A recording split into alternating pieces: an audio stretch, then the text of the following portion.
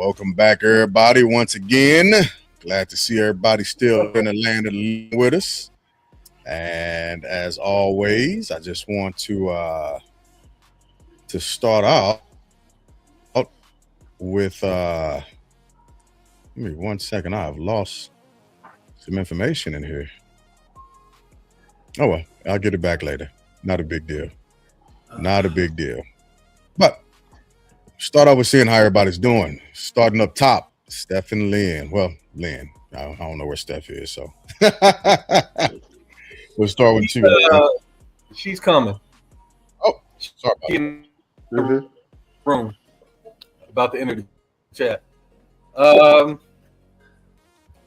With all this going on this week, it's just been a little bit crazy. Yes. Just a little bit. Yes, it has. Yes, it has. That's the easy way of saying it. That's the easy way of saying it. So, yeah, that bit crazy. Wig. Steph, is that you on the side?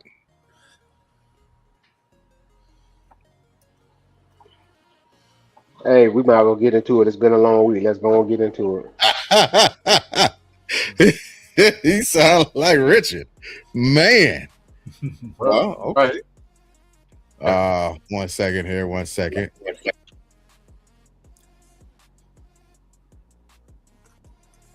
I'm having some issues on here. No biggie. Not a big deal at all. So, Rich, how has your week been? It's been great. Let's get to it.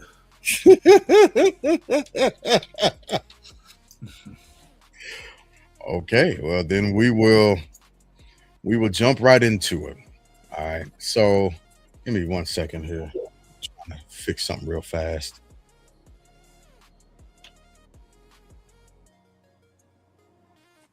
There we go. I didn't know what was hindering me, but I figured it out. Technical difficulties. It happens to all of us. Anyway, so yeah, just to jump back on what you were saying there, Lynn, there's a lot that's happened across America, not just with Iran and Iran and all that other good stuff, but in our legal system as well. And so I just wanted to take a quick pause and check the pulse, as it were, and jump into a little bit of somewhat critiquing the United States of America in short review, as it were. That's why the title of today's podcast is Double Standards, America in Short Review. And for some people, they read that as a question. For others, they read it as a flat out statement. And some people flat out want to deny that altogether, right? So let's give an honest critique and review of America, in short, not necessarily. Well, and I'm sure some of the topic will go back to the 1800s, even the founding of the country, as it were. And I think it's fair to dig into some of that history to talk about where we are now, so we can kind of navigate how we have gotten here and how we see things in a bit of a lens, or to test whether or not we are living in a double standard, if there is actually a double standard, or if we are just seeing things through a wrong lens, because it could be possible, right? But before I start out, I do have to make this statement and read this comment to somewhat frame, but also to be honest about the views of senior leadership in the United States of America as it stands. And that statement is: competent white men must be in charge if you want things to work. That was stated and said again by a senior official who was fired from the Trump's previous administration, but has since been provision, well, not provision, but actually seated at the Institute, United States Institute of Peace. And so I just want to make that clear that the person who made this statement, Darren Beatty, is heading the institution of peace, right? As the senior, and I'll read the statement again. Competent white men must be in charge if you want things to work. That's verbatim? That's verbatim. That quote is verbatim. No left or right parameters. I am not putting any spin on it. I am not adding anything. I'm not taking anything away from it. That is a direct quote. Who said that direct quote again? Darren Beatty. Okay. Beattie. Yeah. And so that statement was made again during Trump's first administration. And as I've said and I've posited on multiple different occasions, during Trump's administrations, we've seen an uptick in hate crimes being acted on primarily by white males. And they've been to a capacity of domestic terrorism. That's my personal opinion. I have every right to have that, right? Mm-hmm. To a point to where we've even seen white males off prominent white speakers talking about Charlie Kirk, right? So when we go back and dig into this year in review, we have to take all of these things into consideration, and we have to divvy these things up properly, equally and equitably, as well as Supreme Court justices' rulings, as well as the recent rulings for Carmelo Anthony, Mr. Child. And then we can even look at Breonna Taylor. We can look at Tamir Rice. We can look at the actions against George Floyd, so on and so forth. And the way that I'm framing it right now would seem that it's a bit tilted. But the question that I'll start out with for the panel are these honest reviews, and do we see quote unquote justice being parceled out fairly? And I'll start with you on that, Lynn. Okay. Give me the first question again. First part. Yeah. As we take all things in consideration, are we looking at America through biased lenses, essentially, or are we giving these things equitable and equal, unbiased judgment? Well, no, the bias is there. Whoever, I don't even maintain the name Beatty, whatever. The person who made that quote, I appreciate the quote because that's you saying the quiet part. That's you saying how you feel. By no means is it smart to say it because it's incendiary. But that is how the leadership in this country right now feels. I don't know if you heard the president being critical of Stephen A. Smith. I did not hear it. Oh, yeah. He called him a low IQ individual. He called him a moron. All because Stephen A. Smith blamed the loss Monday night on Trump's presence. He went through all that trouble, made people get there 4 hours earlier, and fell asleep during the game. No. Yeah. Not the president that Mark Rubio said never sleep. He fell asleep beside the guy who invited him, the owner of the Knicks. Both of them were asleep on camera.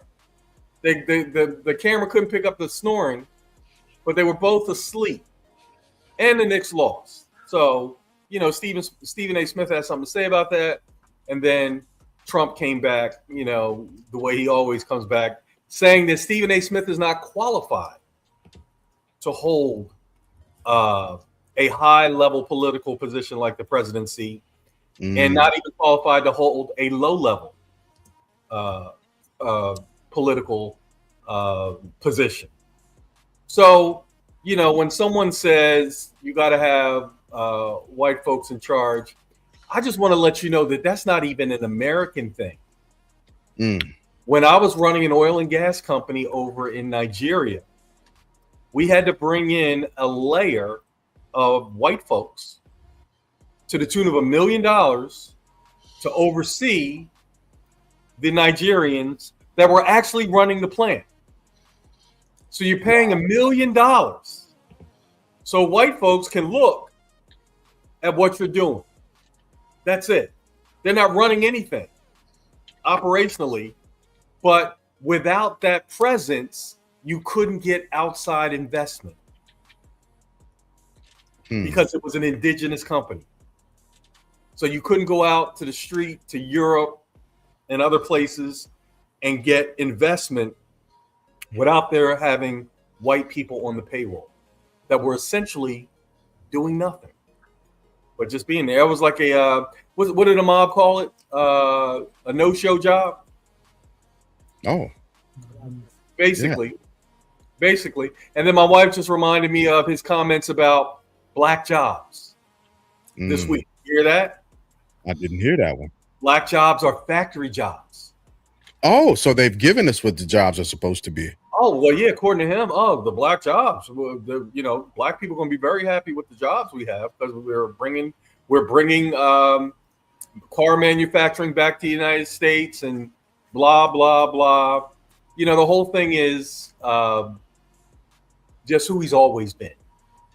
Yeah. Who he's always been, who he will always be, him spiraling out of control when a woman just asks him for proof. Ooh. And losing his mind and storming off. I've said this almost every episode. Leadership in this country is the number one problem right now. Every problem that we can speak to, war, prices, eggs, whatever it is you want to, speak about, is a byproduct of the poor leadership that we have in place right now. I can't argue against that. And the other part of your question was what? Remind me. I think you answered it, but in reverse. I thought I did. I thought I was trying to cover both with one soliloquy, but I wasn't sure. But thanks for the opportunity to speak my mind. Yeah, absolutely. All right, we'll push over to my right. President R.L. Brown, no partisan preference. Yeah. So, I understand what Lynn is saying about leadership. My problem, leadership doesn't come from neither one of these two political parties. That's the first thing. Let me be crystal clear. Leadership doesn't come from the Democrats or the Republicans, because the leadership of this country and its foundation has been a double standard, like you said. So when they said in the second paragraph of the U.S. Constitution, we hold these truths to be self-evident that all men were created equal.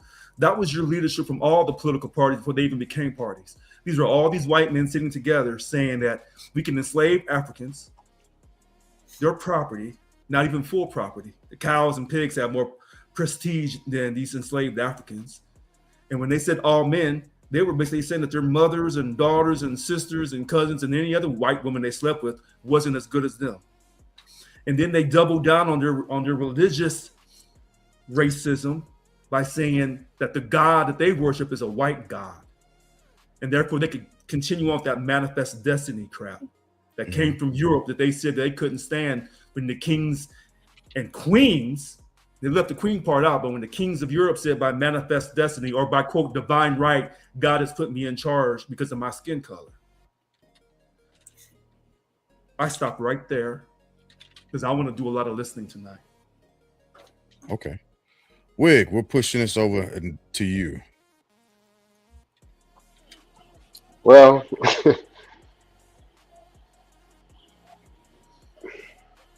The country is built off of hate.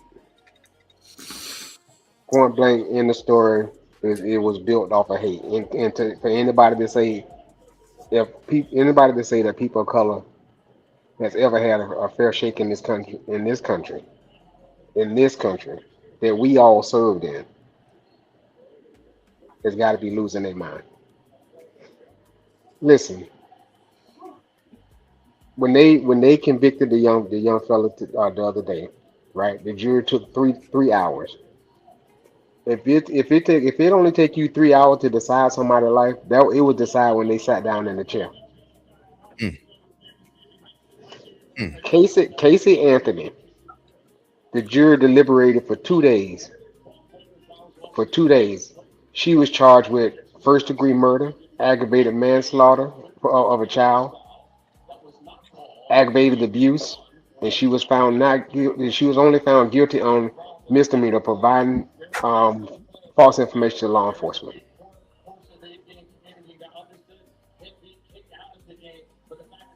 And anybody that can formulate a thought in their head knew she was guilty. Not only was she guilty, her parents was guilty for covering it up. mm, But yet nobody paid for that little girl's death. mm. We, as a people, we're never going to get a fair shake in this country. I don't care what you do or how much money you have. Stephen A. Smith just learned that. All the pimping and simping he did for this guy, he still called you low IQ. Now what you got to do? You want to run back on this side of the bench now, Clarence Thomas. Oops. This is nothing more than a modern day lynching. We will never get a fair shake in this country. And they letting us know that even more so today because some of our great grandparents and stuff have gone away. So I guess they got to reinforce it again to let us know. Mm, That's where I see where we are right now. Any country that's willing to accept what Israel is doing to those people over there, hmm any country that's willing to accept that can never talk about morals and this is how you should live to any other country.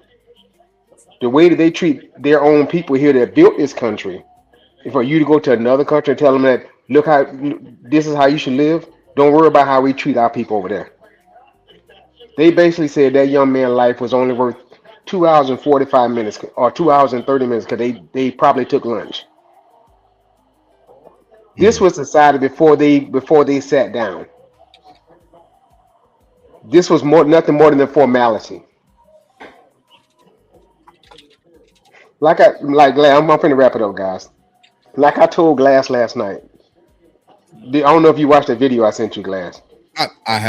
I haven't had a But chance to get to it, but but I. but basically what happened was a little 5-year-old black kid was kidnapped by two 15-year-olds. I don't know.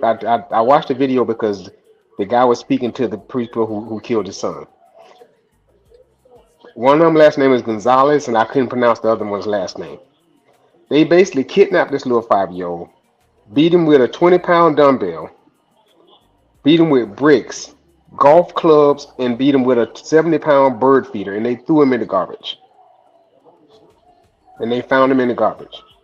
The judge gave them 50 years with the possibility of parole. Here's my point to that right there. Even after what these two people did, even after what they did, that judge still found some type of good in them to give them the possibility of parole. And that showed you the value of a black life. That's where I'm at, Glass. Okay. Now, Rich, I saw you kind of smirk at that. What was the thought that you had? No. Now what Mr. Wig is saying. I want to go back to something that Lynn said that I thought was really, really important that I missed. Hmm So we have someone on the panel that worked across the ocean, worked in the country of Nigeria on the continent of, quote, Africa, that was named by a Roman general. That's Right. really, quote, the Garden of Eden, or Akbalan, or any other name you want to call it before a European renamed it. He made this comment about they had to go out to get, quote, white approval or white, quote, overseers for this Nigerian oil company. When white people, and even us black folks, when we look at the different African countries and we say, why can't they be their very best? Because you see all the beautiful structures in Europe, but you don't see those beautiful building structures in the African countries, at least not to a large extent. I said this from the very beginning.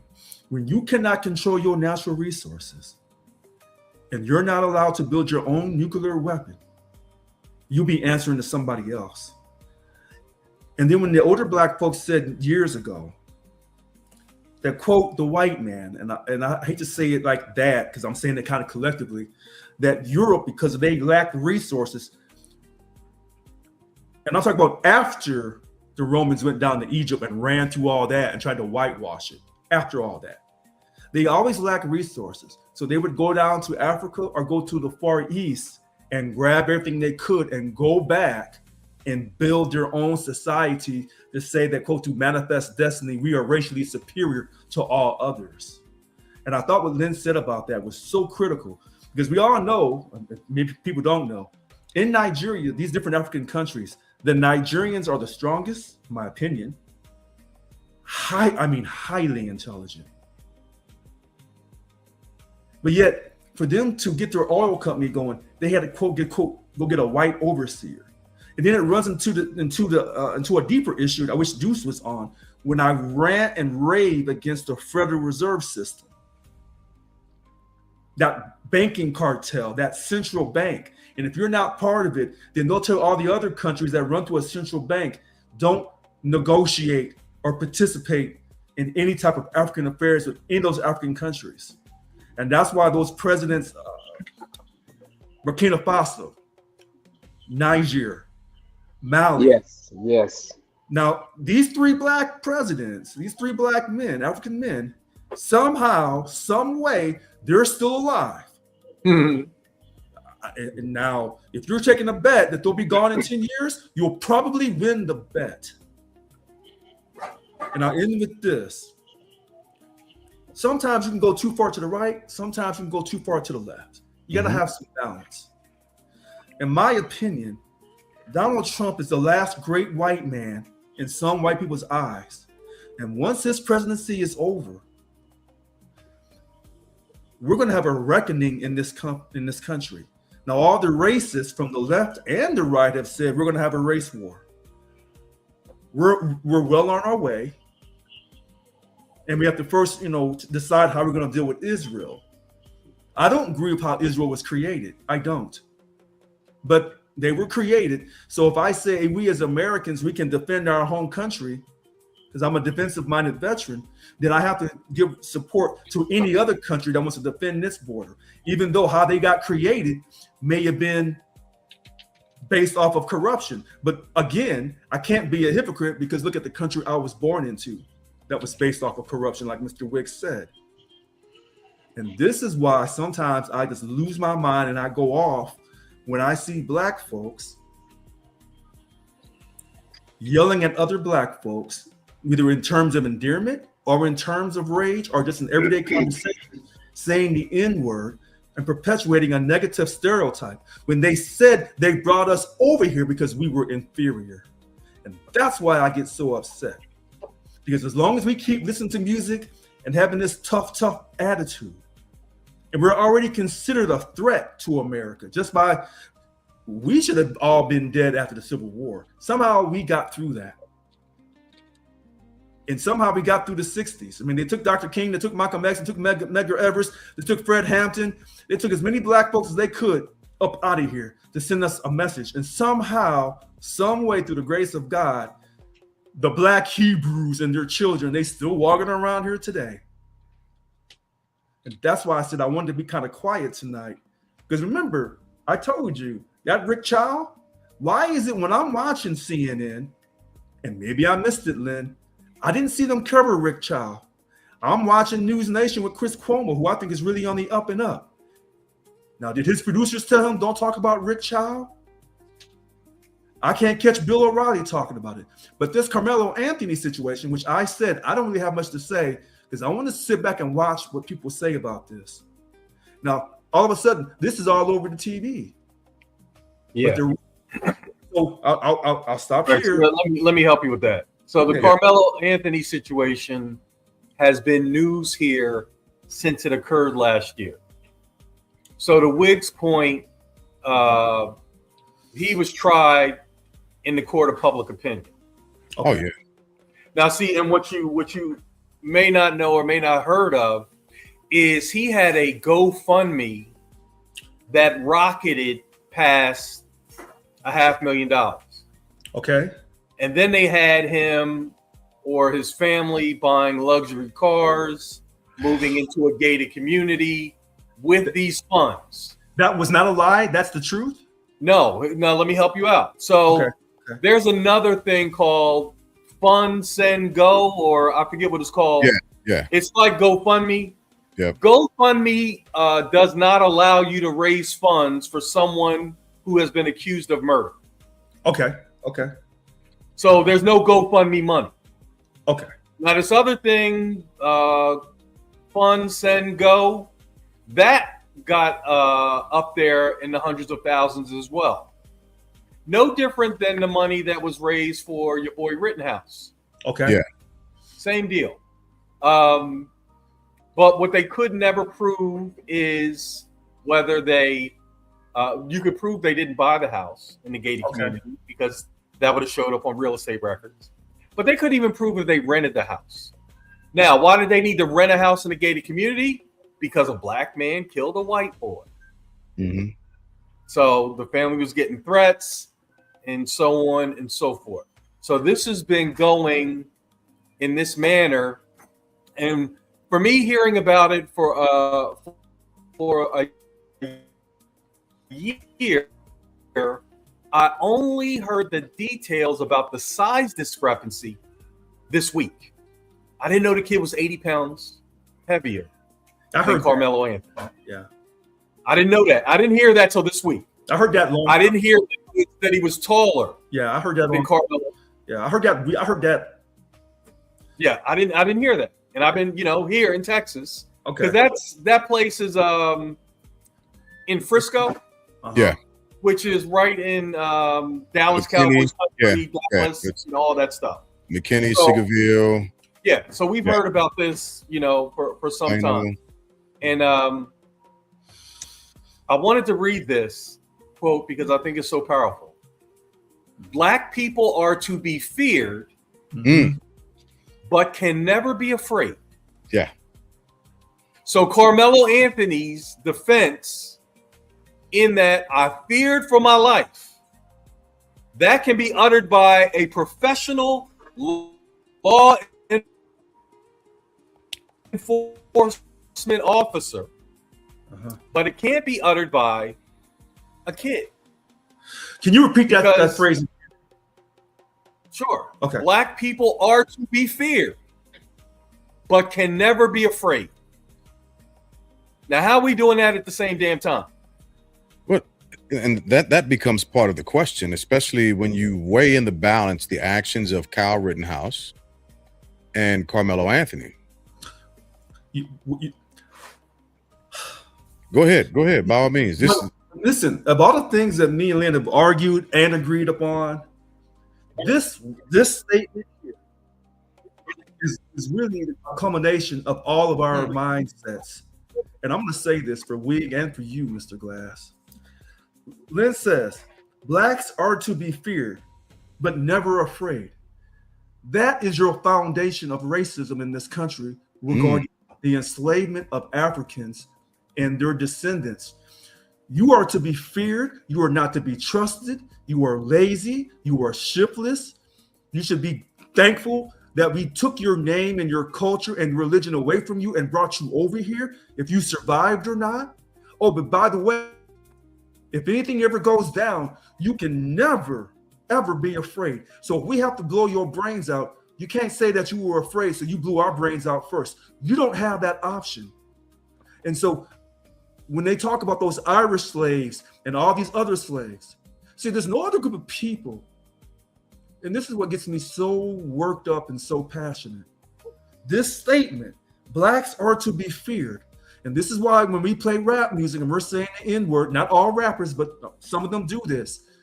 Rap music overall has kept this fear going that we are scary people. But yet if we ever get scared, if I walked down the street and I was scared and I had a licensed firearm, open carry state, and I felt afraid, but I'm black, but my licensed firearm is on me and I pulled it out to defend myself and shoot a white man, I'm going to prison.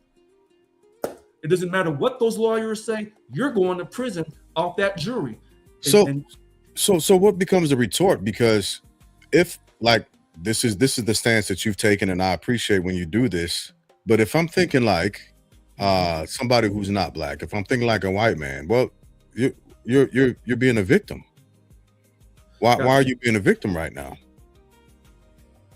So how do you combat that? How do you converse with that or interact? Here's the funny thing about this. So last week, Lynn says, Richard, if you go to a whataboutism, you lose the argument. Mm-hmm. Now, one other person has said that to me, but not in person. They said on the TV screen, and that's Bill O'Reilly. I don't like everything Bill O'Reilly says, but I have to listen to what he says because sometimes he's not being biased. He'll tell the truth on some issues depending on the time of the day. He makes the same argument about the what is. So now I say, well, I'm caught. So how do I say that when the black people who raised me, to be honest, they didn't come from the baby boomers. They didn't come from the silent. They were before the silent. I was raised by colored people. So, when I talk to white people and I try to be a fair shoot, when we're wrong, we're wrong. When we're right, we're right. But I kept saying this Rick Child, I'm watching for Chris Cuomo to come on there and go to work. And he doesn't. And now I'm hurt because I think he kind of wants to. Go ahead, Lynn. Go ahead. I think the Child thing is not getting the traction that this is because it's in South Carolina. Okay. If this was in New York City, okay. If this was in Los Angeles, if this was in Chicago, it would be a big deal. I can't even tell you the city it's in South Carolina. I just know it's in the state of South Carolina. But now it sometimes affects how things get covered in this country. So in response to that, I'm not going to disagree with you on that. But in response, some black people will get on me and say, well, did you tell Lynn when under Biden's administration, they did that anti-hate bill to protect Asians? So they was quick to make sure everybody understood that. And then others. But here's what happens with that. Mm-hmm. What was the genesis of the Asian hate? They were being jumped. There was a guy who went into I don't want to call it a gentleman's club, but I will, or it was a massage parlor, and he let me stop. I gotta be serious. Gotta have the end. No. I'm trying to be serious. And he physically harmed several people in that establishment, and that was on the hind parts of another incident of Asian Americans being targeted because I can't remember exactly that COVID-19. Thank you. That because Once at the again, end we had leadership calling it the Kung Flu. The Kung Flu and the China virus. Yeah. And I was trying to work my way back because there were incidents that happened and again, hate crimes increase dramatically under President Donald Trump's watch. And what he's never done consistently, not even partially, what he's never done is said, you have to stop. This is not America. He's never given he's never dignified the office to remove any of the actions or the actors associated with, or the would-be actors or actors associated with the actual crimes. Unfortunately, he has people like Hegseth that fan the flames by stalling and confirming generals. But go ahead. I'm gonna go back to that Rick Child. Yeah. The argument that was made is a good argument. But this is where Congressman James Clyburn needs to put his foot down. And he should have been talking about this and blah, blah, blah, blah, blah. See, this is where I said I don't support political parties because I try to take each case by case. This Rick Child, I'm watching Chris Cuomo thinking he's on the up and up. He's pretty much on the up and up except for Israel, but he's from New York. He has a lot of Jewish colleagues, a lot of Jewish friends he grew up with. New York is a different animal. Okay, I understand that. Okay, because I defend Israel's right to defend itself, but I don't think that they are the chosen people of God. Absolutely not. So they did not put this on News Nation. I did not see it on CNN. I watched for Abby Phillip to talk about it. She didn't touch it. I watched for Laura Coates to talk about it. Didn't touch it. But yet, Laura Coates, you was all over the P. Diddy, the Sean Combs situation. See, so when I'm looking to see if you're going to look at every situation fairly, but I have to also realize you work for a network, and if your producers are saying no, we ain't covering this issue, well then I need you to tone down some of that energy when you go after some of these other situations with Black people. And I'll end it with this. I heard Black people saying there were no Blacks on the jury in the Carmelo Anthony situation. Then I heard Mr. Mark Garagos come on News Nation talking about it. And he basically saying, once you didn't see any Blacks on that jury, the case was already lost. Now, who am I to argue with the famed Mark Garagos? I don't know many people that can argue with that man. However, we had 5 Black jurists on the Rick Child, and Mr. Rick Child still got off. So not only... But why did Rick Child get off? Because they said he didn't have malice. No, he was charged wrong. He was charged with murder. He was charged wrong by the prosecution. Wait a minute. And that's Law 101. No, wait, right. Didn't I say that last week? Yeah, I understand that. Yeah. But here's what I'm saying. Even if they had added the manslaughter charge, there's no guarantee he would have caught that either. So well, guess what? They didn't. Right. Again, we have seen this. Undercharge him. Are you undercharged? You should have charged more. You overcharge him. You didn't charge him. You didn't charge less. So this is where I come with Mr. Wicks saying, at the end of the day, whether you had Black jurists on that jury pool or you didn't, the outcome was almost predetermined. And this is why I said, after listening to the evidence, if I had been on that jury for Sean Puffy Combs, it would have been a hung jury. If I had been on that jury for Rick Child, it may not look. From what we've heard recently, it may not have been a hung jury at all. What are you talking about? Because if I said no, he's not. If I would have said Rick Child is guilty, it would have been a hung jury. It wouldn't have been unanimous. Never mind. I'm kidding. You missed my humor. Okay.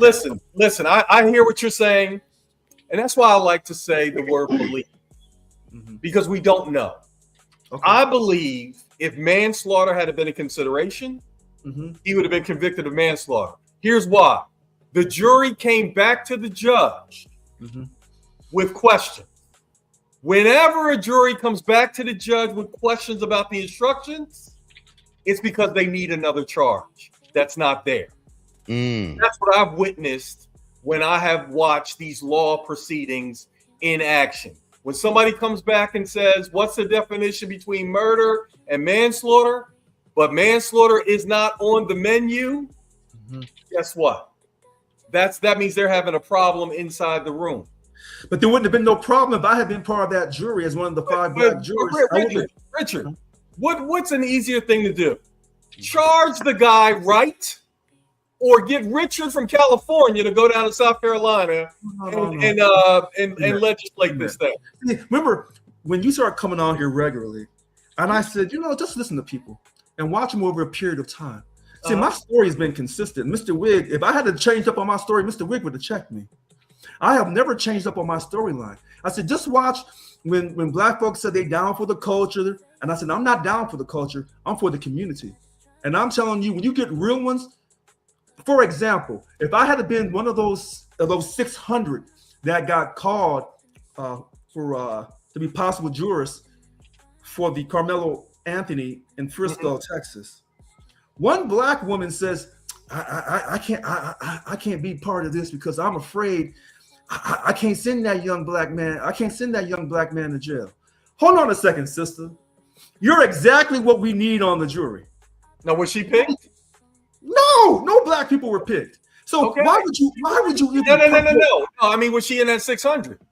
Yes. So what I'm saying is, why would you even open up? Because when I go as a registered voter in Sacramento County, I want to hear the evidence. When I get down there, if they say, well, Mr. Brown, Mr. Glass is under these charges. Somebody tried to get at his kids and he blew his brains out and blah, blah, blah. Can you look at Mr. Glass and make an unbiased decision? Absolutely. I can make an unbiased decision over this person. Oh. Well, he's black, though. Well, I can't control that. You have to talk to God about that. Wouldn't know that until you said something. When it comes to jury selection, you don't know what trial you're getting ready to oversee. You don't know that. And the attorneys know exactly who they want to pick and who they don't want to pick. So they ask you baited questions, and depending on, as you know, probably serving on a jury, they ask you hypotheticals to see what you're going to say, to see if they want you on their jury. So you don't know you're getting ready to get the OJ case, but they're just trying to see your frame of thinking and if it follows along with their agenda. You may not know the exact case. You don't know the case. They dismissed 3 black jurors. Right. And the reasoning was not because of their race, but because they were educators. Yeah. And they don't have educators on the jury because of the nature of the case. Why didn't you keep your mouth shut? Because I can guarantee you when white people are getting on that jury who already have a prejudged opinion on how they're going to decide that case or any case. Because so that the black person, like you've already said, man, hold on. So with that being the case, my man, with that being the case, we should just resort to do what they do. They lie to get on. Do they though? Yeah, but guess what? See, the defense and the prosecution have resources allocated. They don't just this jury thing is just not you show up and just like you had a pickup game on the basketball court. Right. They know where you're coming from, and do you want to be lying in that situation? So if someone says, "What do?" You're gonna lie about what you do? I don't have to lie about anything. Are you gonna lie about what you do? Yes or no? I don't have to lie about anything. I know you don't have to lie about Richard. Are you going to? No. I'm not lying about anything. What are you talking about? So the fact that they're educators and they were eliminated for that is because they told the truth. No. Just because you're an educator and they asked you, hey, we know that you're in education and stuff, and we have a situation. So now they're kind of talking about the case, and the case they're talking about. You could have said, no, I don't have a problem. I can be unbiased. See, this is the thing. But you don't listen. The people in control, the prosecutor. See, both sides get to eliminate who they want to eliminate. Yeah. Now, do you know what county this took place in? No. Carroll County. Collin County. Collin County. Do you know the racial makeup of Collin County? I think it's 40% white. 40? Yeah. You talking about the child, or you talking about Carmelo Anthony? We're talking about Carmelo. Yeah. Carmelo Anthony is a completely different makeup. Child was 40% in South Carolina. No, 40% in Texas for that Collin County? Yeah. I don't think so. I'm finna look that 40% white. It's higher than that. Yeah, in the Frisco area. Yeah, it's like 70 to 80% white. Let me look it up real quick. I'm gonna just say it's mostly white. Okay. Yeah, it is. Okay. So your pool of eligible black folks is limited for 2 reasons.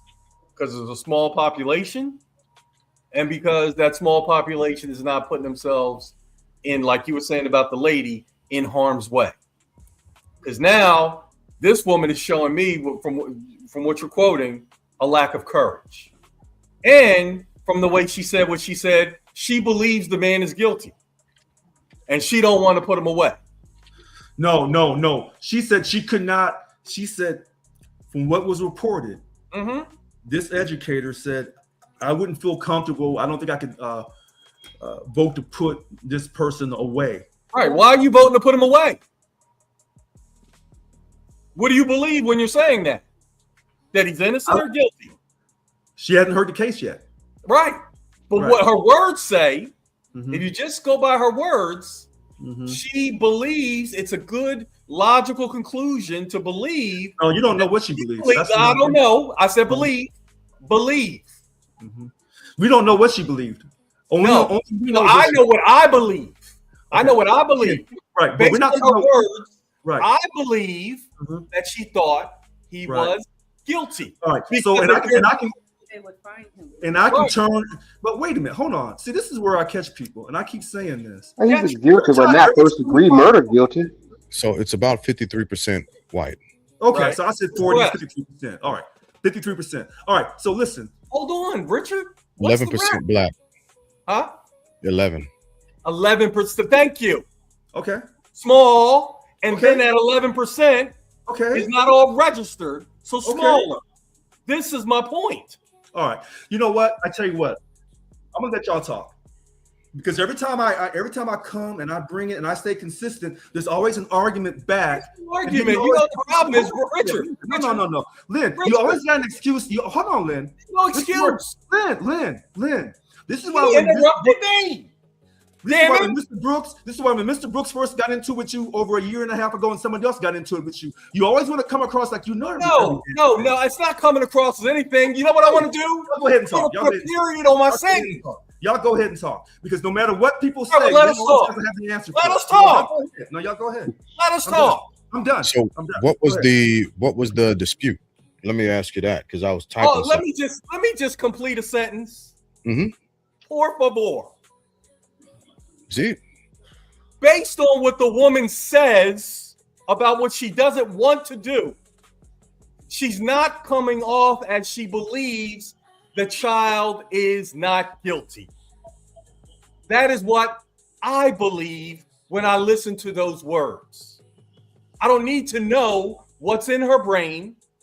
I'm evaluating what came out of her mouth. And what came out of her mouth, in my opinion, says, I believe he's guilty, and I don't want to have a part of sending him to prison. And that's a problem, because another thing that we have to be in this country as Black people is more courageous. We're in this spot. Interrupting me. You're interrupting me. Please stop, Brooks, because this is how big Brooks got into it. Stop. Don't talk about courageousness. Don't talk about courageousness with me. Listen. Don't talk about that. Once again, I'm talking. Because when you start talking, and you want to talk about courageousness when it's in your viewpoint. So this is courageousness nonsense. Well, he did say in his opinion. Do you have that? Go ahead. You have that, President. Go ahead. Keep talking. Look, and hold on. Does that look familiar? Oh, you ain't calling him a Trump. Getting up and walking off camera look familiar. Yeah, wow. This is what I'm talking about. Yeah, wow. We as a people, somebody was at my door. Somebody was at my door. We need to be. You're interrupting me again. You're interrupting me again. I'm going to keep interrupting you because somebody was at my door. Why?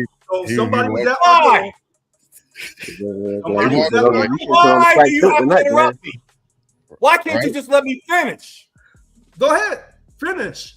Because you always do this kind of crap. You always want to talk like you know every damn thing, and you don't. I don't know everything, but I know what I know, and I know what I know. Then please stop interrupting me. You've been talking and talking. Get to your point. Because I can't finish Why are you yelling for, Lynn? Because I can't finish. You gotta let him finish. This is why when black folks talk about getting on the jury, it's people like him that People like me. question. People like Lynn. Hold People on, like hold me, on. you know, Have a lot of register say. to vote, We're gonna do a go lot to of jury talking. duty, and get on the damn thing and do my job. That's people like me. Get out. So here's the question. You're a Here's the joke. question. You're a joke. When you were saying the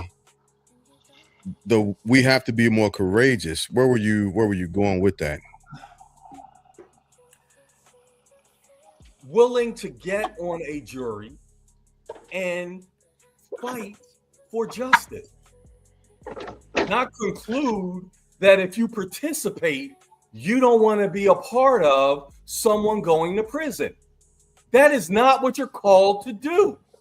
What you're called to do is listen to the evidence, and then after the case has been made by both sides, go back into that room and make a decision based on what you heard and what you believe.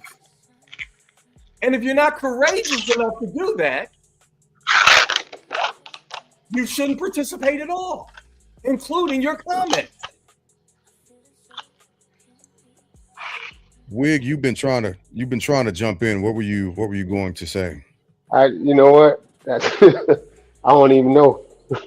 I don't even know. But I'm actually sitting here thinking, I asked myself today. I've talked to my son today. He was talking to me about it, and and I asked him. I said, if you just think about something, what you shouldn't have to ask in this country. Who do you think would get a more fair trial? A black man with an all-white jury, or a white man with an all-black jury? Mm. Well, goddamn. How old is your son? Bud is 27. Okay. That So that what was is. the answer? He said you got to think about that one. Yeah, I'm sitting up here like I gotta think about that. No. Well, that in and of itself is an issue. If we have to sit and think about that question, Exactly. right? That's kind of my point there. Yeah. Go ahead. Go ahead. I'm No, not. no, no, no. I'm just saying that's my point. The fact that in a country that we all serve for and we all say we love, we still have to ask questions like that. When we say one nation under God, and every man is created equal, this, and this. If you got to ask questions like that, that tells you where your country is. That But it tells you goes where your back. people are. But it goes back to what you said. If you build your country off the enslavement of a race of people, and you can throw in a few white Irish, whoever, you claim that they were slaves. I say they were 7-year indentured servants. Okay, whatever. You did that while also being sexist towards women, while also breaking, you talk about the law, but you broke more treaties with Native Americans than we can shake a stick at. Okay? And then you run through the Southwest, and even though they may have lost the war, how you treated those original Mexicans from both sides of the border is horrendous. But then you want to talk about God. So a part of me, this country will fall one day. That's the unfortunate part. It will. Now, that's 250 years is a big conspiracy thing because a writer wrote about Empire's fall, except for Rome. They had two periods in Rome, the Roman Republic and the Roman Empire. So, there are certain white men who are trying to hold on to this white superiority nonsense. It's going to catch up to them. But it's going to be unfortunate because a lot of people, when you're at war, a lot of people have to die.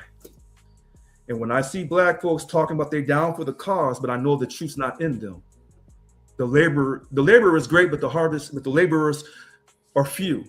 And I hear all these black folks talk. Is great, but the laborers are few. My question to you is, with your forecast of the country falling, is that something that you are openly hoping or secretly hoping for? And are you a part of this country? Well, first of all, I serve the country, so I'm always a part of this country. That's the No, first thing. but I'm just talking about your comment. I'm not rooting. Well, first of all, I serve the country. That's the first thing. Okay, well, first of all, I would like. No. Hold on. Let me finish because I'm gonna answer your question. Thank you. I'm not rooting for this country to fall. Okay, I'm just asking because sometimes when you speak, Richard, and I'm not trying to do a tit for tat, but you talk like you're here, like you're suspended, and because you don't have a preference of anything, you're just floating. And so it's like you feel like this makes you blameless, and that's not the case. You have to land somewhere. I don't have to land anywhere. That's your opinion. My opinion is this. Exactly. That's why we have this show. Right. And I'm not trying to tell you. I'm just telling you what I view. Okay. Like, well, let me tell you. So let me what I'm saying. But you interrupted me when I'm trying to answer you. So let me finish. Okay. No, because you went this way and you never answered my question. So I did answer your question. I said I do not. Let him finish. I said I do not want to see the country fall. But if you're asking me, I didn't hear that part. If you're asking me, like I told the teacher, and the class jumped on me, and the teacher defended me. If you start on corruption, you will end on corruption, because that's the basis of righteousness. If you don't build if you don't build your house on righteousness, you will fall. Period.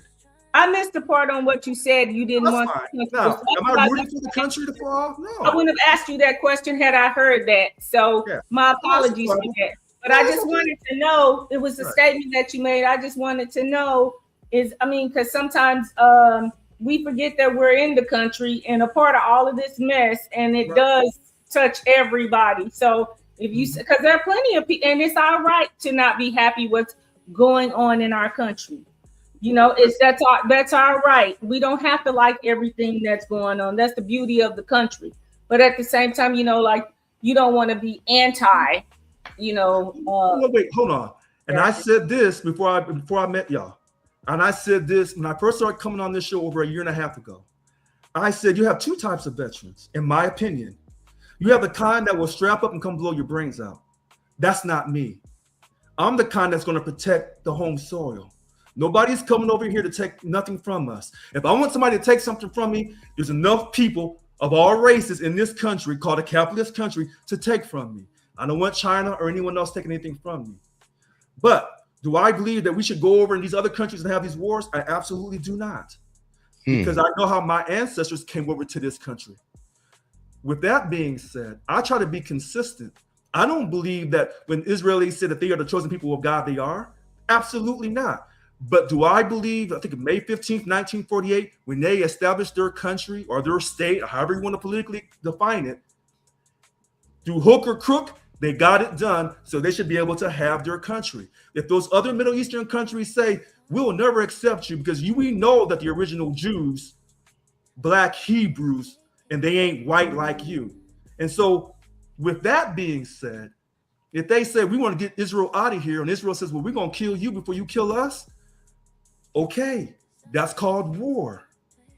Because initially, when we went over there, I was against us going over to Iran. But I made a statement, and that's why I don't want y'all to look down on me when I say this. If you go to war with somebody, you got to kill their wife and their children. Now, that's not righteous, even though it was in the Old Testament. But because the way they set up the Geneva Conventions, in the European mindset, there's a way of how we do these wars. But in the Middle East, they didn't agree to that. They said, you come for me, we're going to come back for you and yours. And then let the chips fall where they fall. So on one hand, I'm disagreeing with Trump. But when Lynn says, well, hey, we're over here now, we have to finish it. Well, then if we're going to finish it, we're going to kill everybody. But just don't kill the Iranians. No, you got to get rid of Lebanon too. And then they say, well, Richard, you're out of control. We don't do things like that. Well, then, okay. Then I just say, what do you want me to say? America does do things like that. But so let me throw this out here. There's a couple of things that I want the viewership to know and understand. I don't stop what would be perceived as contentious debate on the panel because I think it needs to be done. It has to be explored. We don't all agree with everything we say. Passion is a part of the potion for communication, and it's a part of the things that we have to do, a part of the things that we have to say and work through as well. And so what it does show people when there is a little contentious debate is that we can still work through it, right? We're not what people claim that we are, which is not just a monolith, but it shows that we have the ability to disagree contentiously, but still continue the conversation. And I think it's important the world over for people to be able to see that and witness it and understand, oh, well, yeah, they actually can get heated. They do have passion that runs high. We all have our own foundational beliefs of what we want. And so I won't stop it on purpose. I think it has to happen. I have a lot of people that come in our comments on Facebook that I'm fighting against, right? And it's rarely on behalf of me because I'll show clips of myself, but I'd rather show clips of the panel. And the comments that are in there are so ridiculously unintelligible that, I've showed them once and I'll show them again and I'll start doing a little more work on them. But it shows the low IQ in which these folks actually have to try to engage people. It's a ridiculousness. It's a ridiculous symptom of America. And I purposely tag MAGA in our videos so that we can see exactly what's happening, because I can guarantee one thing. If there was somebody who was actually truly MAGA on the panel and they had a back and forth like Lynn and Rich had, or Steph and Rich, or whoever it is at the time, because sometimes it's me and Lee, right? I guarantee that they wouldn't be able to continue the conversation. Right. I guarantee that there are points that they'd never be able to come back on and actually have a discussion. So I just want to say that I'll probably clip that part and put that out so people can actually see that and hear that. And I got it again. It's Wednesday. I keep asking my daughter not to schedule work on Wednesday nights. But let me state this before I move us into Around the Horn. Tomorrow on the legacy table, we're going to continue this actual conversation, and it's not going to be about double standards, but we're going to actually look at the parallels between the Chow case and Carmelo Anthony, as well as, I know he had to take off. He said he had to leave at 10. I talked to him earlier, but we're going to look at multiple different cases that's happened around the country and weigh those in the balance also. And I didn't anticipate having to have these conversations this week, but since things have progressively panned out the way they have this week, I've got to put my thumb on these and keep them pushing. And another reason why, actually, I'll say that for my Around the Horn comments, because next week when we come back to the Pulse, I want us to begin to actually go into what both, and it's funny because the thing that you both actually agreed on was the jury, and how when we get on it, being on a jury at the end of it, right? Being able to have yourself in a position to be on a jury, the importance of being registered to vote and getting on a jury so that you can, like this. Anyway, we're going to come back to that. I want us to circle back around to all of that. But with that being said, let's push to Around the Horn. And then tomorrow, if you all have time, it's an hour earlier tomorrow. It's going to be at 8 p.m. Eastern. 8 p.m.? 8 p.m. Eastern. Yeah. But we're going to jump into more detailed information about both of these cases and their outcomes and how. That's going to have Wanda and your other cousin come on. Mm-hmm. Dirt and Wanda. I may come on tomorrow, but I have to really keep my mouth shut because I know they're gonna have a lot to say. Well, what's the point of keeping your mouth shut if you're gonna be on? You gotta open it. I can throw in a few 2 cents here, and even when we do this Around the Horn tonight, because I did cut Lynn off, I'm gonna give my time to him. So I'm just, I sit back and I watch people, and I'm not saying this to Stephanie and Lynn, but I'm saying this to other Black folks. Y'all do all this talking, y'all do all this dancing and swimming and roller skating and listening to hip hop, but when I really need you to show up, I can't find you. And I'm a very funny type person. I ain't trying to say I'm this or I'm that.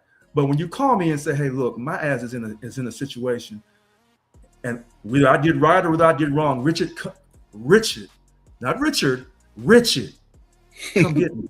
Then I'm gonna show up. We can talk about how you screwed up down the road over a drink while we laughing about it. I stop there. All right. So we will. I lost my banner.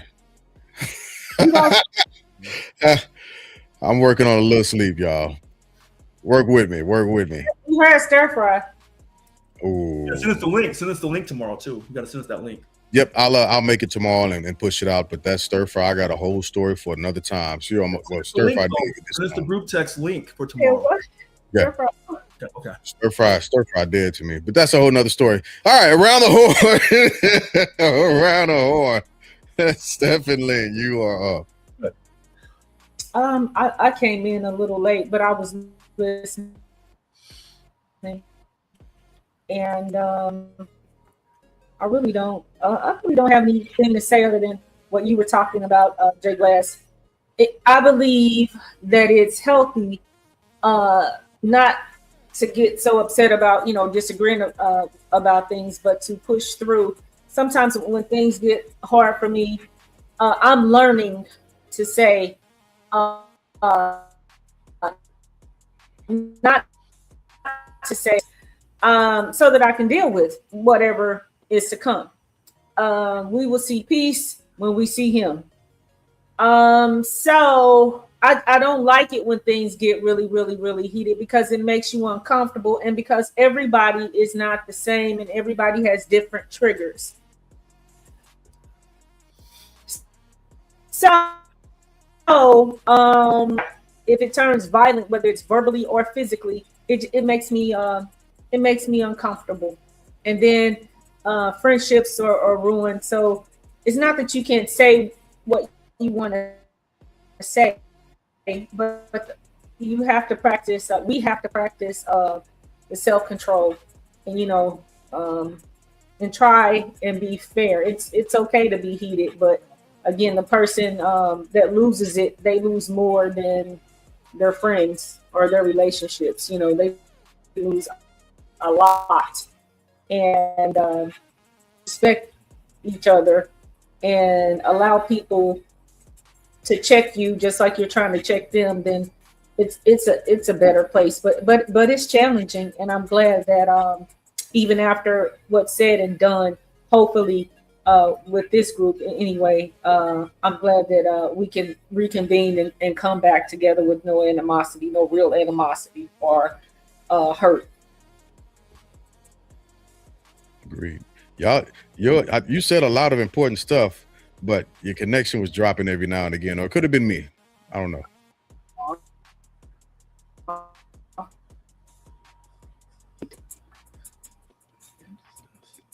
Say that again.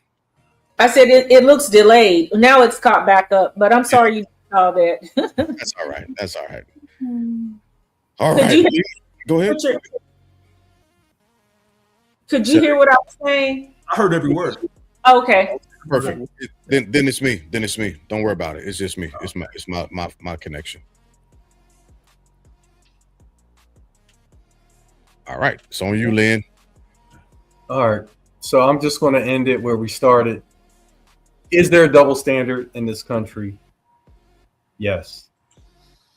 And for me, you have two options.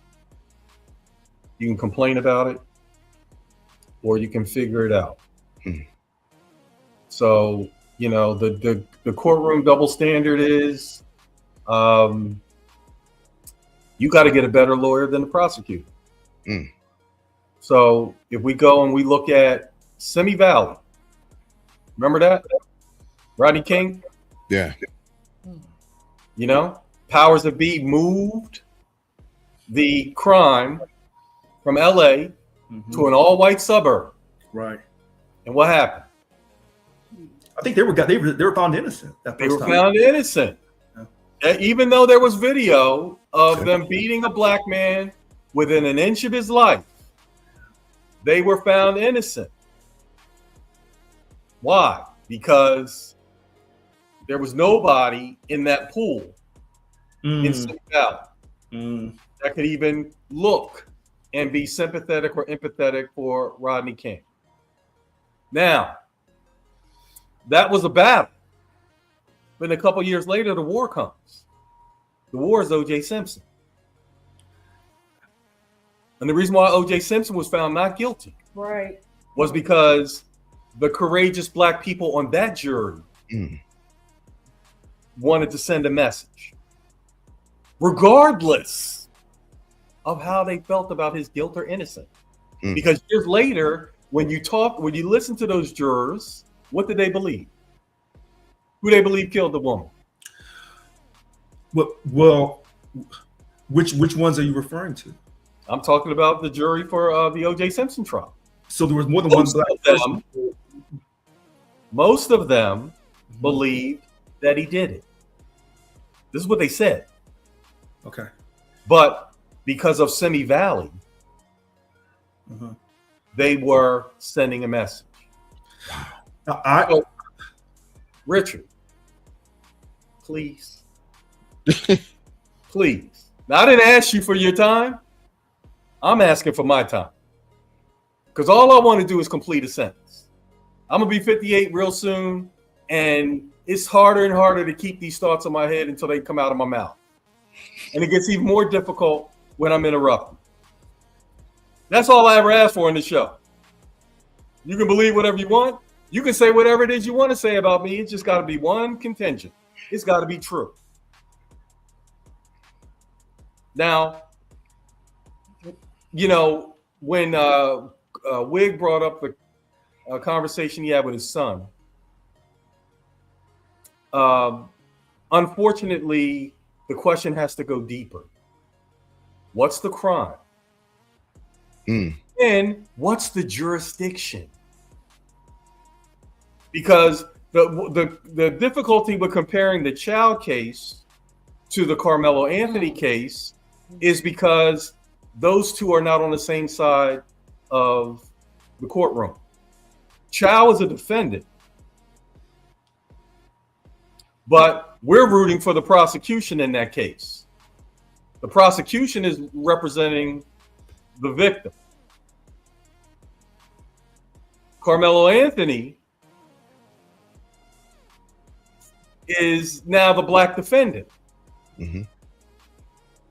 So you have the black defendant versus Asian defendant. It's a little bit different. I'm hurt and I'm disappointed and saddened by the fact that in both cases, the young black men involved in this had weapons. Because in the Carmelo Anthony situation, he's under a tent in the rain. And if you don't want to go with somebody 80 pounds heavier than you and taller than you, guess what he could do? Walk away. Could walk away. Get wet. Walk away in the rain. Because I bet you my life, because his sentence started today. I bet you my life, that's the choice he wished he had made. I could have just walked away and got wet and went to somebody else's tent. I could have went to my own tent. But when, we keep forgetting the rules, we have to be better than average. We can't be caught slipping and expect to get off, to get over. And if we are going to be caught slipping, we got to get representation. Now, you probably don't know this. The two lawyers on both sides of the courtroom, they used to work in the prosecutor's office together. You get that picture of being together. Yep. Those guys. That's gonna be a problem. Those guys. Somebody could have made an argument, but it's rarely done with conflict across, defense versus prosecution. But those guys worked together. They came up together in the prosecution's office. Then they left prosecuting. They both became defense attorneys. And at one time, they were defense attorneys at the same firm.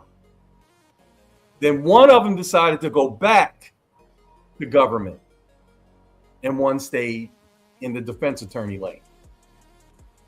Now, I'm not saying they colluded or anything like that, but for me, that would not have been the lawyer for me. I would have got a better lawyer, because there's always a better lawyer.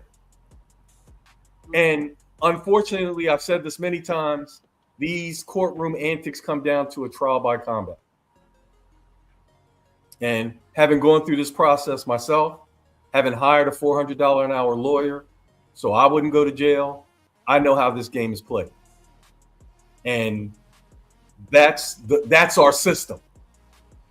You know, we don't have the system like Iraq. Remember Saddam Hussein? Mm-hmm. What happened after he was found guilty? 30 seconds later, they had a rope around his neck. Yeah. And I'm exaggerating, but maybe a minute and 30 seconds later. I've never seen anything like that in my life. Walk through the tunnel. They went outside that courtroom, into another room, up some steps, threw a hood on his head, threw a rope over his head, and bam, he was dead. So we don't all do it the same. I appreciate the spirit of our system. Innocent until proven guilty. But it doesn't always work out that way for us. Carmelo Anthony was guilty the moment that dude's life stopped. And I don't know if you knew this, but he was a twin. Yeah. So the added agony to the family gets injected into this situation. So unfortunately, it's undisputed that he took another person's life. And that's the sad part. That and I'll call on, I think it was you, Richard, who said this, and I've used this quote since then. Don't judge me on my decisions when you don't know my choice. Remember saying that, Richard? No. Am I giving you that? Or am I giving that?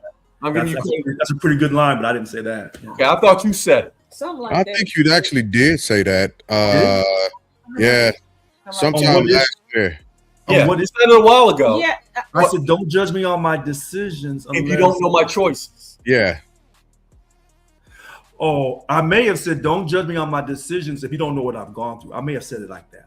Well, it was my choices, because that's how, decision is a result of choices. What's he talking about? It was I don't, the babe, court case. Look, we don't need to go into that deep. My point is, we know the choices Carmelo had.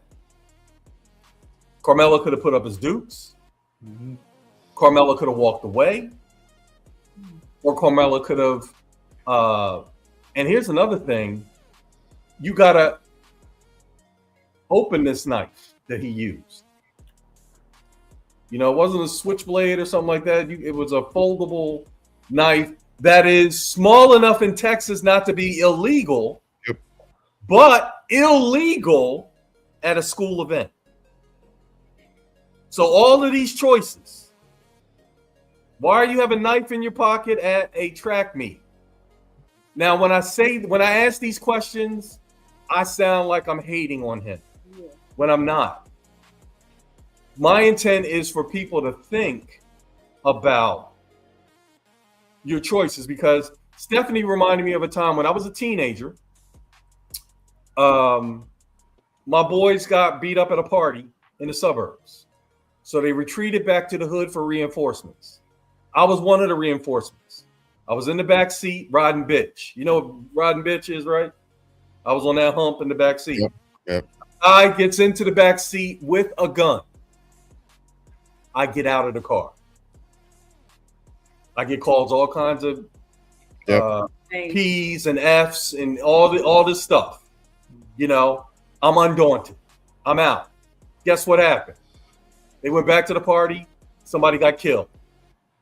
Next day, our hood is crawling with cops. This is the first time I ever saw an undercover cop in my life.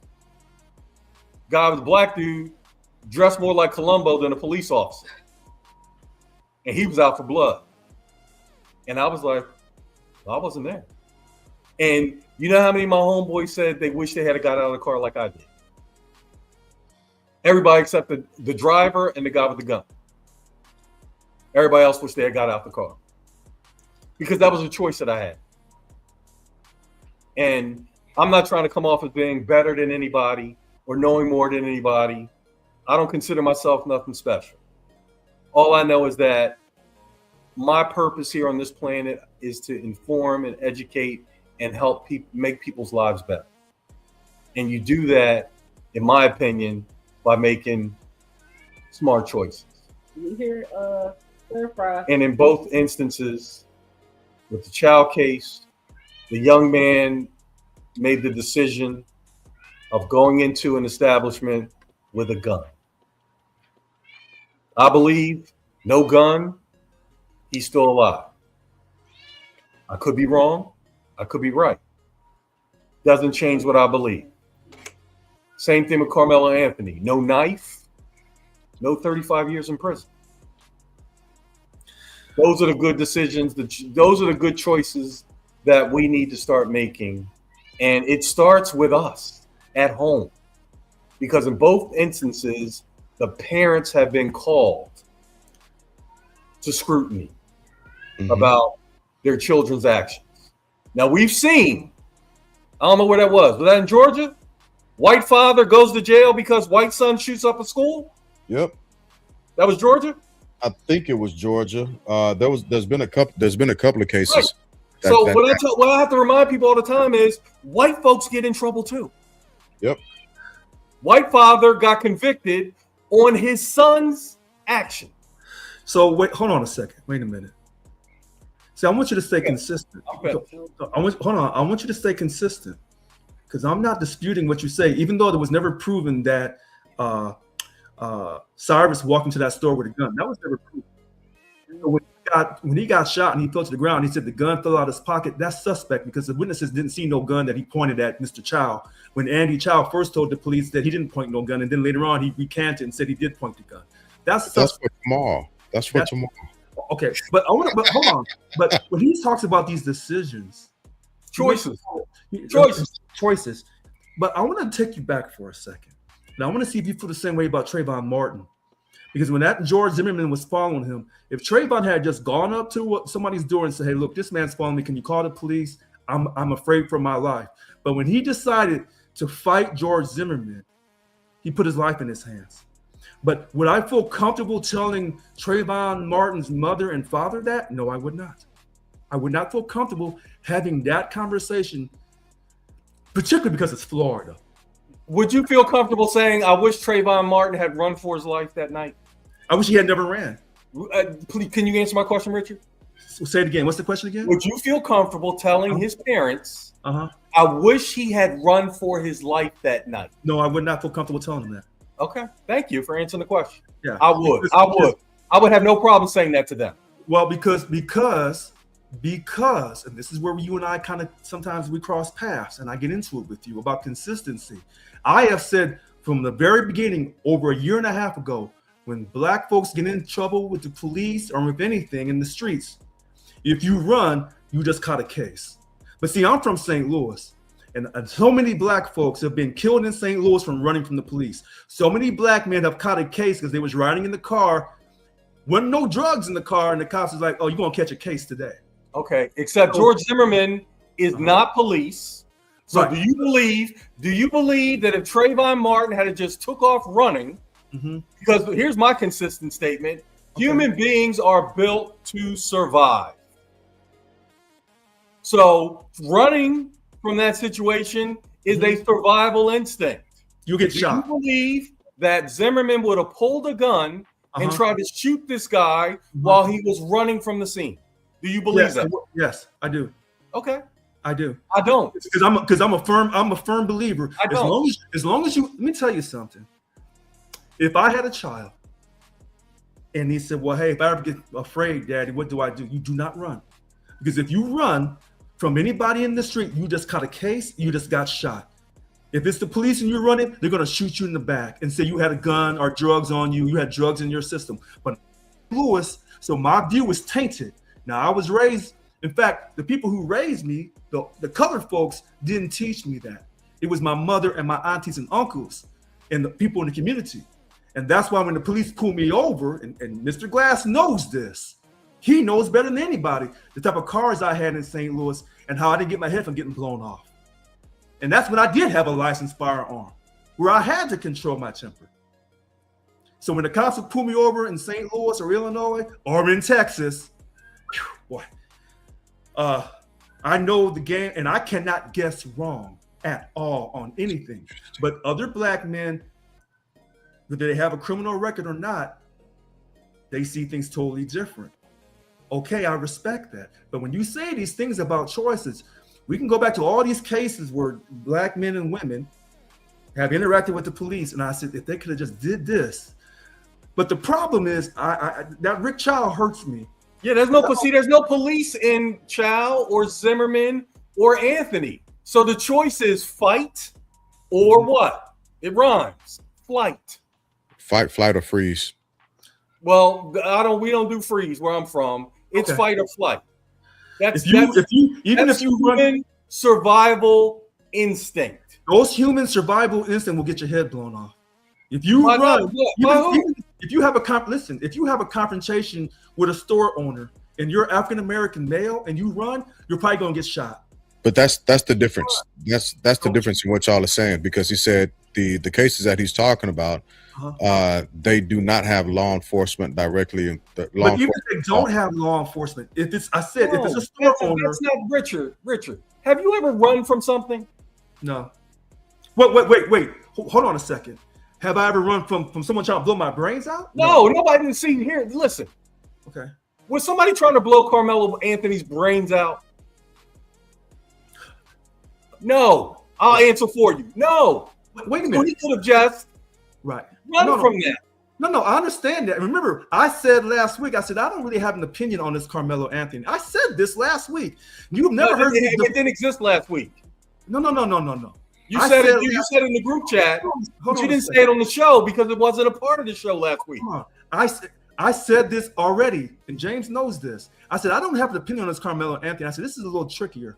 So I have not defended him or gone against him. What I've simply said is, let's be consistent, because when you talk about the choices he made, and you're not wrong, and the choices that Cyrus, he has a hyphenated last name, that he made. But then if you say it like that, then you have to look at every case, whether it was with law enforcement or not, because at the end of the day, Law enforcement makes a difference. It does. Law Okay. enforcement, listen. Hold on, I'm gonna acknowledge that. Listen. Hold on. But I would say if law enforcement was involved, because I'll tell you, I have a cousin that was killed in May of 2020 by a police officer. Okay. He was pulled over for drunk driving.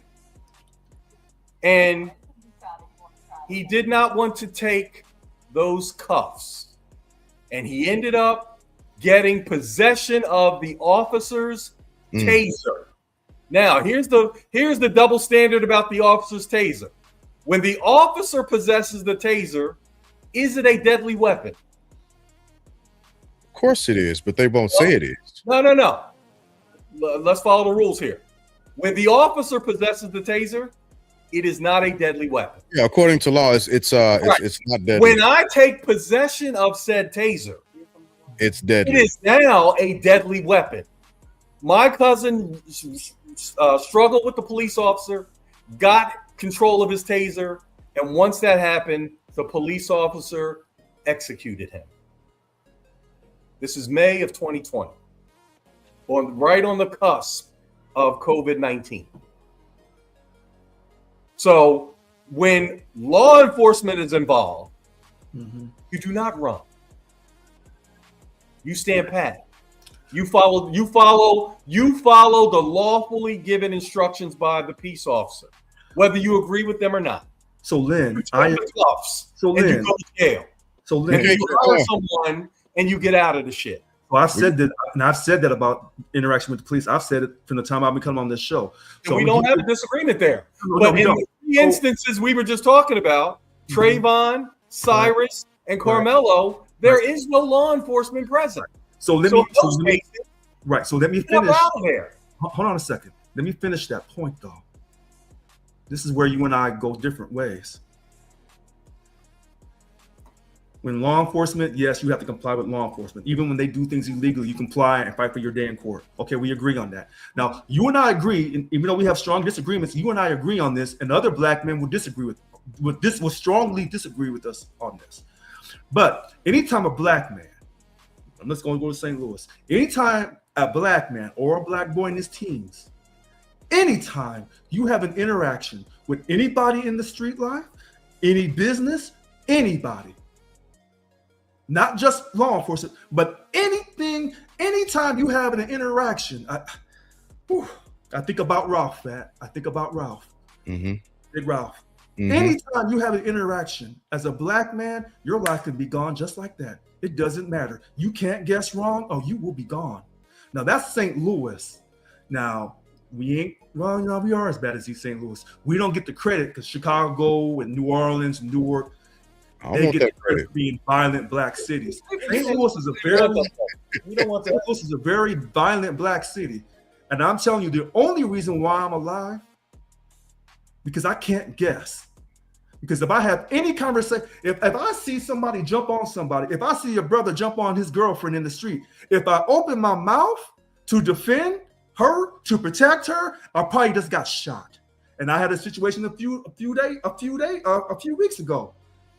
They were arguing, and I saw these brothers run up on my street, jump out the car, and three little pretty black girls up there in that little apartment. And I said, mm-hmm. And then they jumped back in the car and they ran out. Then they came back again and they hiked.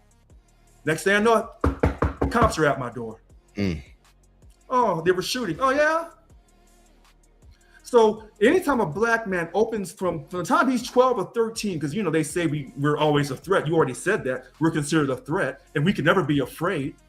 So anytime a black man or a black teenager has an interaction with anybody, you're guilty and you could probably get shot. That's the unfortunate thing about our history in this country when you're viewed as being racially inferior. That's what I've said.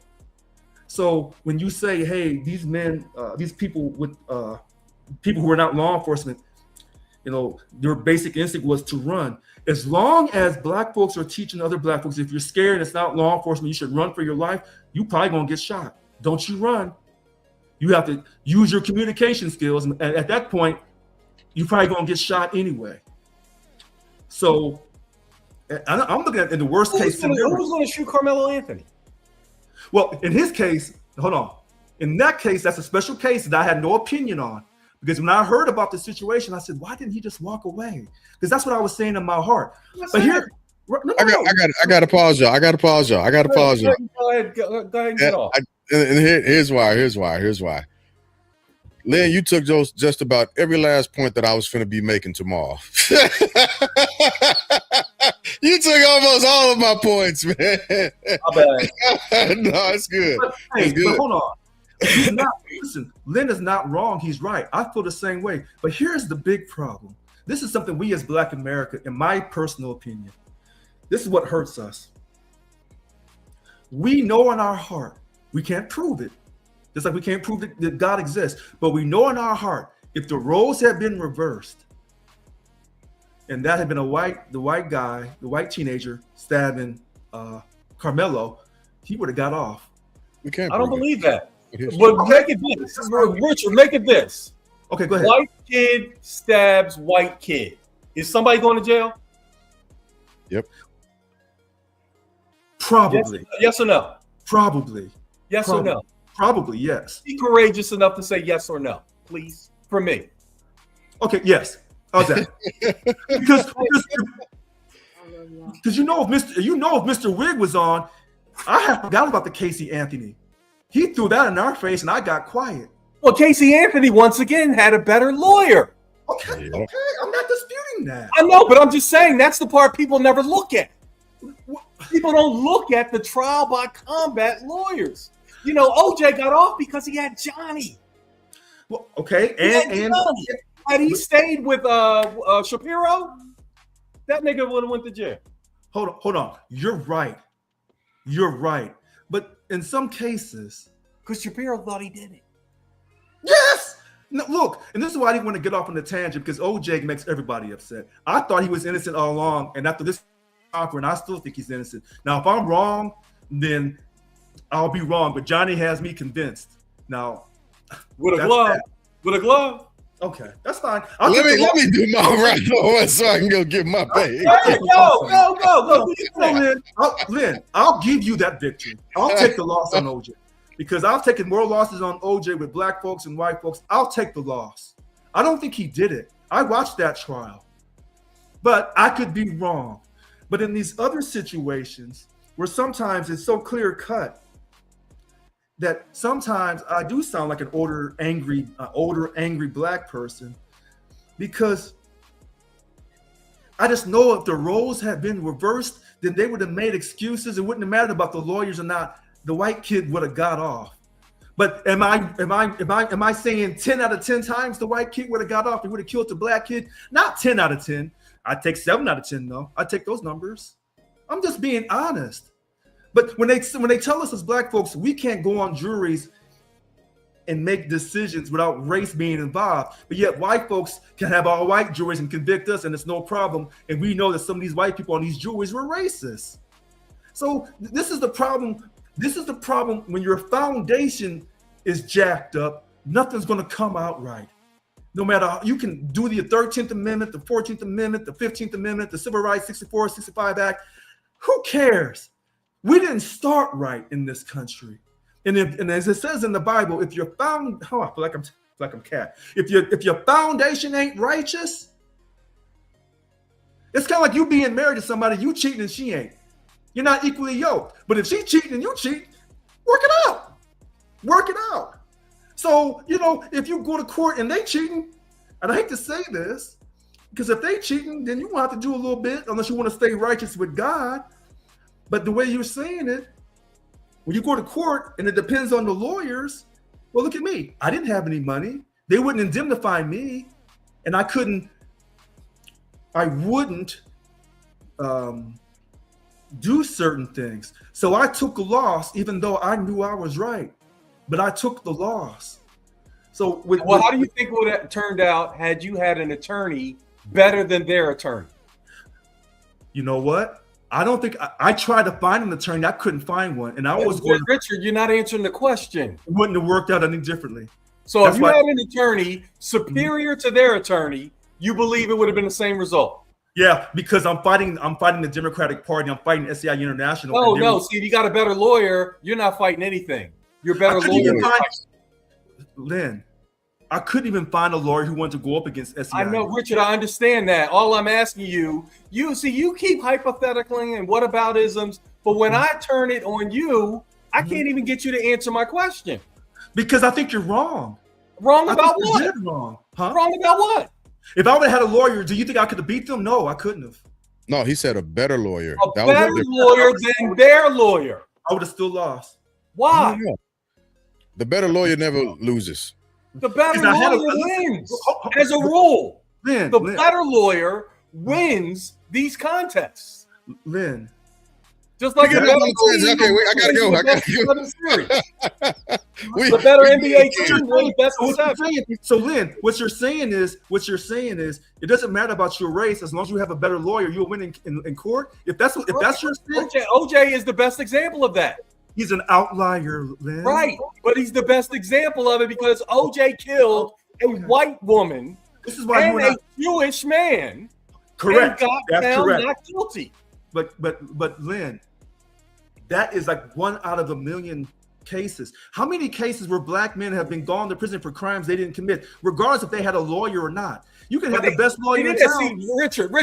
Richard, those people, those Project Innocence people, didn't have anything better than a public defender.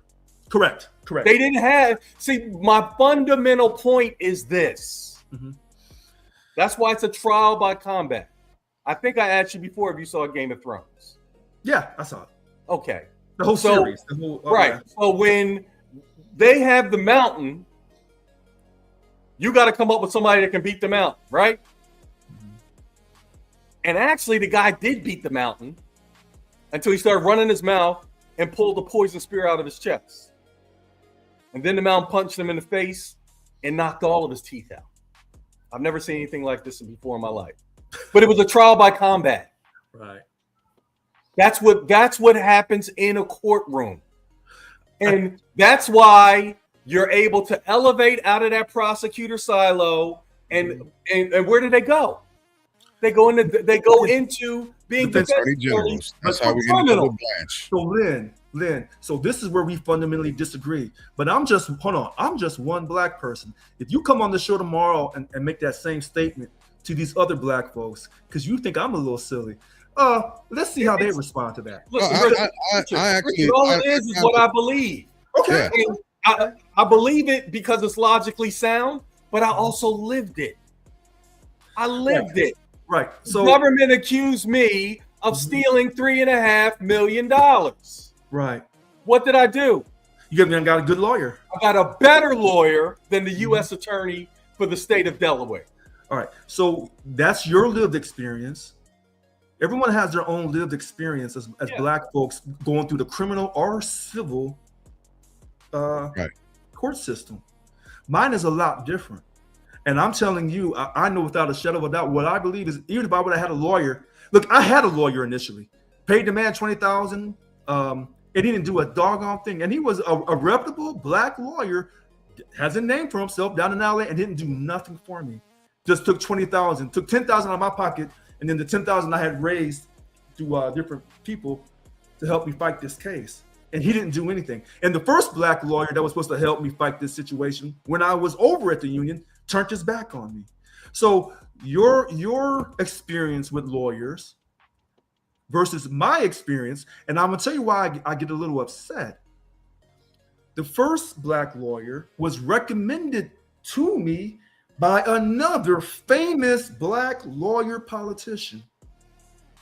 And when he called me that day on Monday and said, "I can't help you anymore," I knew that the Democratic Party had got to him. I got one last question, Richard. If Johnny Cochran had been your lawyer, would you have prevailed? Yes or no?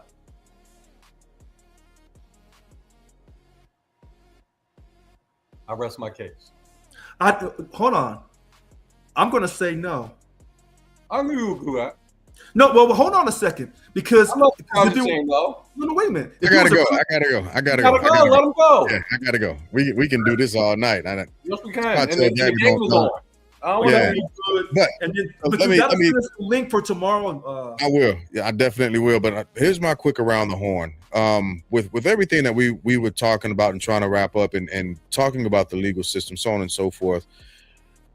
Why are we still having black men against black women conversations? What? Why are we simply focused on entertainment and being other people's entertainments and not actually focusing on registering to vote so that we can focus on getting in these daggone jury boxes? Why are we still entertained, or why are we allowing our children to go out in neighborhoods or to events and run amok right now? It ain't the time for that shit. Because young people this is me and Lynn and kind of you. This starts in our generation when hip hop got really started in the 80s. I don't disagree.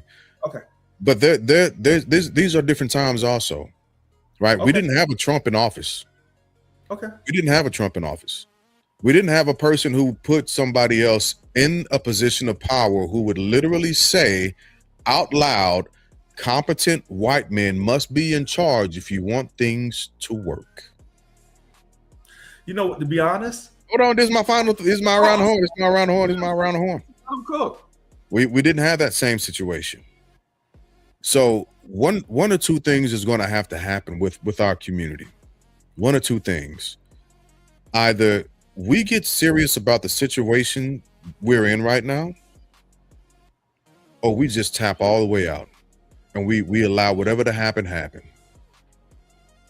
Because we cannot continue to look the way we're looking out here in these streets. Still keep your asses in your houses. We still don't need to be out here in the streets protesting and doing none of that. They want us to be the boogeyman. They need us to be the boogeyman, and we cannot give them that. For the Asian brother who threatened us essentially to have a good time and withhold our dollars, you forgot who allowed you motherfuckers to come over here and be where you are and get the money that you got and form the motherfucking communities that you got. Never bite the hand that feeds you, because it'll slap the shit out of you. You should humble yourself, young man, and I hope you hear this. And if not, I'm gonna make sure I find your name again and I'm gonna tag you in it, because you said a whole bunch of bullshit publicly. And I want to say publicly that you're full of shit. None of you all would have had a fucking right to vote if it wasn't for us. None of you all would have been able to send your kids to college if it wasn't for us. Make no mistake about it. The life that you are living, as well as the other minorities in the United States of America, was built off of the backs, the drops of water being hosed off, the droplets of blood being taken out, and the chunks of skin from dogs. You motherfuckers got there because of us, and you're welcome. The next time you open your mouth to say that we owe you something or to threaten us with a good time, say thank you instead, young man, because you motherfuckers didn't do none of this by yourselves at all. Go to Earth 2.0, remove us from this equation, and figure out what you would get then. Humble yourself. You had no platform to be saying that while trying to dress like us. With that being said, good people, I will have to, and I'll play the video tomorrow. I'll play the video of the guy tomorrow, just to put in the period under the exclamation point. But let me go get my baby, and as always, I absolutely thank y'all for hanging out with us. Gotta go. Thank y'all for coming out. God bless and good night.